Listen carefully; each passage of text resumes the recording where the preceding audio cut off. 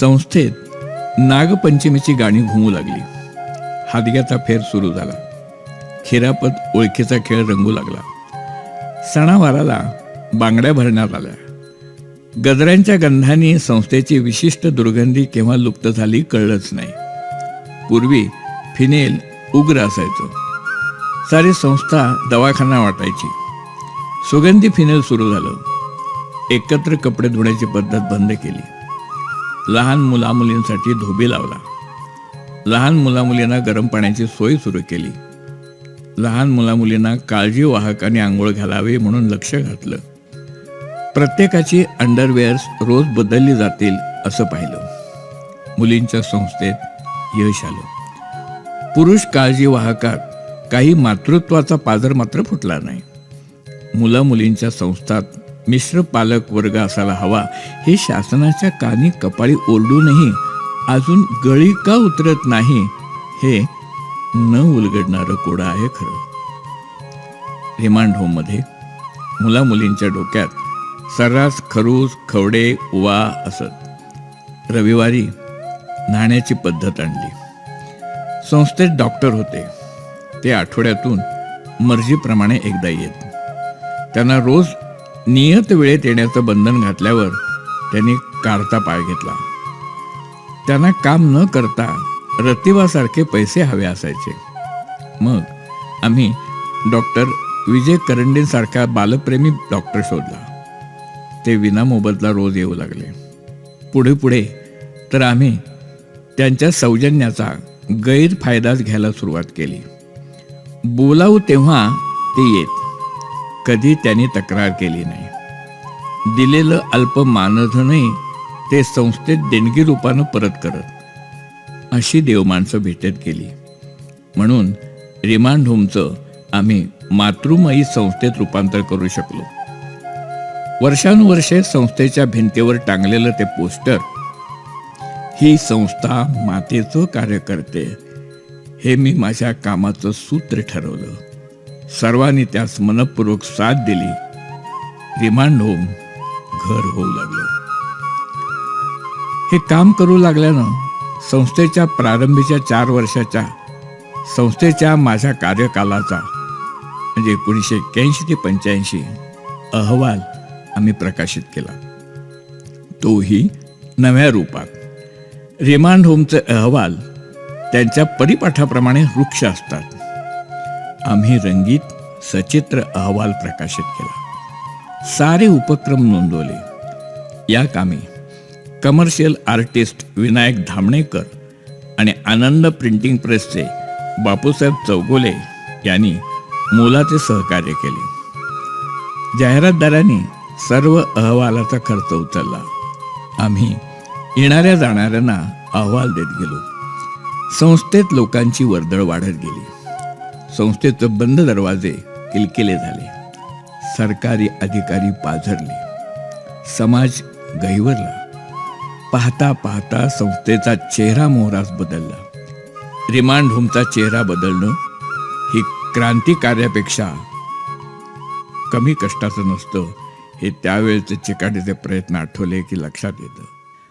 महाराष्ट्रातील कितीतरी अनाथाश्रम, remand homes, विशेषतः शासकीय संस्था आजही स्वातंत्र्यपूर्व काळचा आपला चेहरा राखून उभ्या आहेत.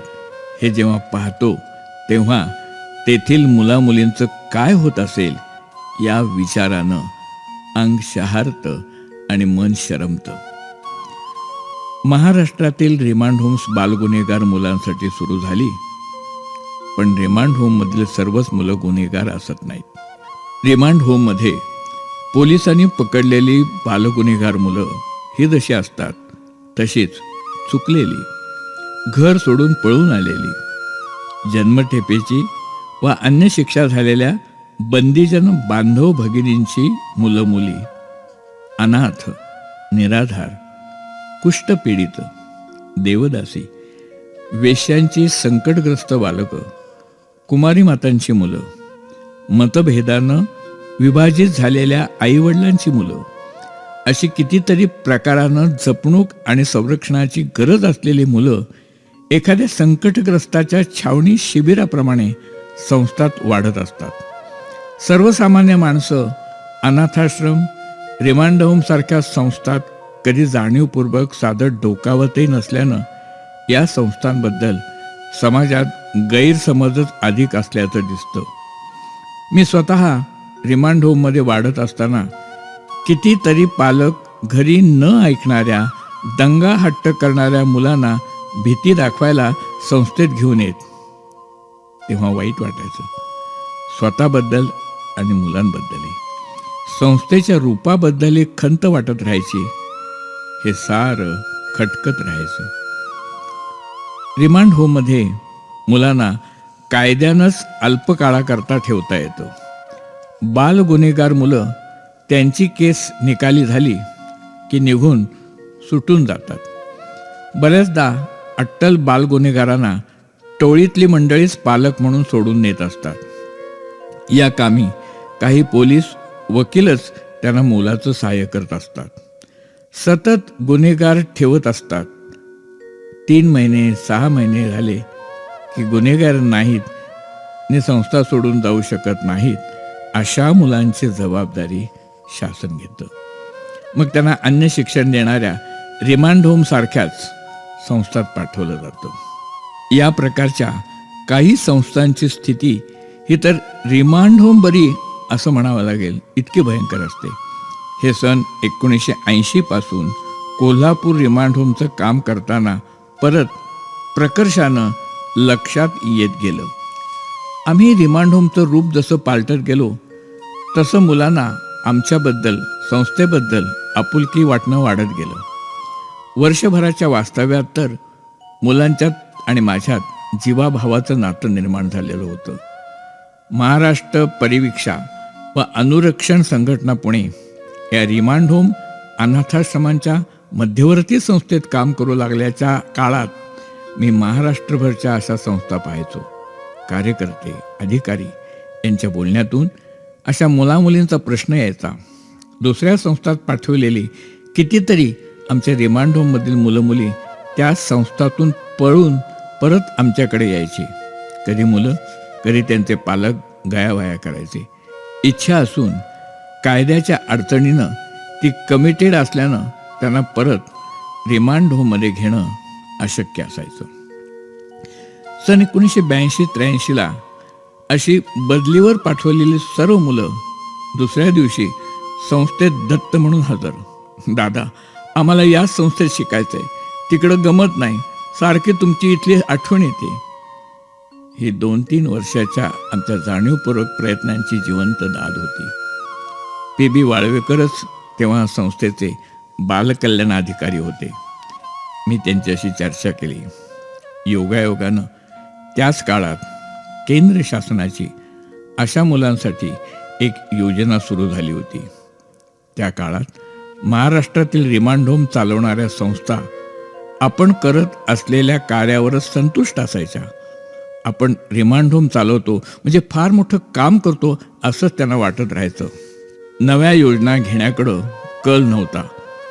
आम्ही प्रस्ताव पाठवला, मंजुरी झाला, मान्यता आली. आमच्याकडे मागच्या मुलींच्या रिमांड होमच्या जागेच्या लढाईत मिळवलेल्या परिसरात जुन्या मोडकळीला आलेल्या, वापरात नसलेल्या अनेक झोपडी, शेड सदृश इमारती होत्या. त्यात विणकाम विभागाची शेड होती, हातमाग होते. त्या जागेची डागडुजी करून, खरं तर जीर्णोद्धार करून आम्ही केंद्रीय योजनेचं वसतिगृह सुरू केलं. योजनेत त्याला अनाथाश्रमच म्हटलं जायचं. माझा या नावाला विरोध होता.